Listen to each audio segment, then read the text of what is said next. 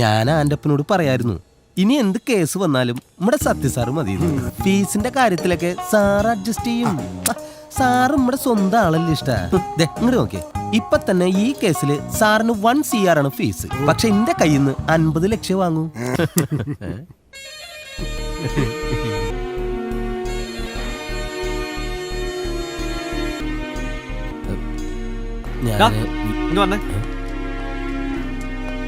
നിനക്ക് ഈ സാറിനെ മനസ്സിലായോ?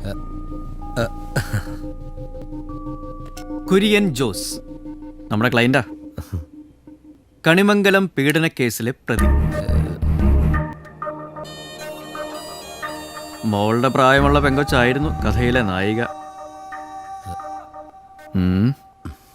എന്തിനാ സാറാ അതൊക്കെ ഇവിടെ പറയണേ? ചെക്കൻ കുര്യച്ചന്റെ റേഞ്ച് ഒന്ന് അറിയട്ടെ.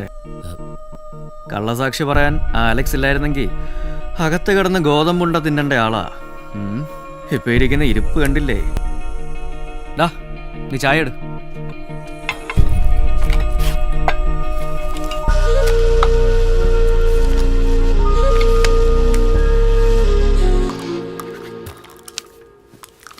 ഒപ്പ് മാത്രം ഇട്ടുണ്ട്. എത്രാന്ന് വെച്ചാ സാറ് എഴുതിയിട്ടോ. കുര്യച്ചൻ ചായ കുടിക്ക്. രവിയുടെ ചായ വളരെ ഫേമസാ. നമ്മുടെ പ്രോസിക്യൂട്ടർ വരെ ഇവന്റെ ചായ അല്ലേ കുടിക്കുന്നത്. ഇവിടെ എല്ലാം കുരിശാണല്ലോ. ഈ ചെക്കനായോടങ്ങാനും ഇത് വലിയ ഏണിയായല്ലോ. കള്ള മോന്റെ വീട് എവിടെയാ? ഈ സത്യസാറിന്റെ ഒരു കാര്യം ചുമ്മാ പയ്യനെ ഓരോന്ന് പറഞ്ഞു പറ്റിച്ചു. സാർ ഇതൊക്കെ ഒരു തമാശക്ക് പറഞ്ഞല്ലേ. നീ ഇതങ്ങോട്ട് പിടിച്ചേ. ഹൈ, കൊണ്ടുപോയി പൊളിക്കടാ. ഇത് 100-ൽ നിൽക്കില്ലെന്നാ തോന്നണേ. വിഷു അല്ലേ പറഞ്ഞേ, നീ കൊണ്ടുപോയി വെടി വെക്കടാ. പിടിക്കേ. ഹൈ, ഒരു വീട് കത്താനുള്ള പടക്കം കിട്ടും. ഹൈ, നീ അങ്ങനെ അങ്ങ് പോയാലോ. എടാ, ഒരു താങ്ക്സ് എങ്കിലും പറടാ. നീ എന്തേലും വാതറൊന്നും മിണ്ടിട്ട് പോടാ.